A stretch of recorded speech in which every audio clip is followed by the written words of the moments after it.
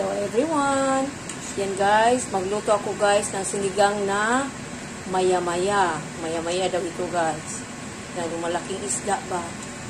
Ayan. Hindi ko na guys, yung kamatis na binili ko, naubos pala.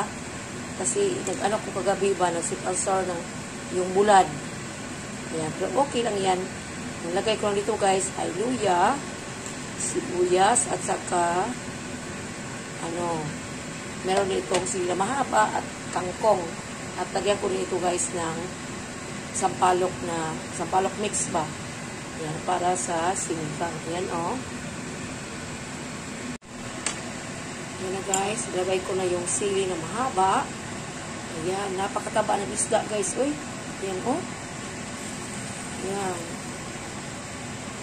Masarap to ngayon kasi gusto ng anak ko umikot ng sabaw. Kaya nagsinigang ako ng maya-maya na isda. Yan guys, malaki itong isda guys. Yan. Tapos kami lang namang dalawa. Ito lang ako. Yan guys, hindi siya grabe kaasim guys. Sakto lang ang asim nitong aking sinigang na maya-maya. Ako guys, right? Iwan ko ano pangalan sa amin sa Cebu. Basta maya-maya daw ito dito sa Maynila. Ayan. Hindi ko pa nilagyan ng kangkong mamaya-maya na. Pagluto na yung yung isda ba, sabay kain. Yan guys, Ano to guys, yung malapit sa ulo ba, kaya grabing taba may isda.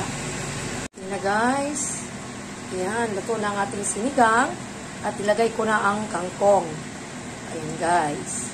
Kasi masarap pag mayroong gulay. Ayan na Ayan na siya guys. Yan, ready dito para sa hapunan. Ayan. Thank you for watching guys.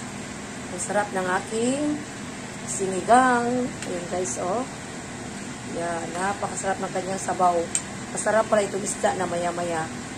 Thank you for watching guys. Bye-bye.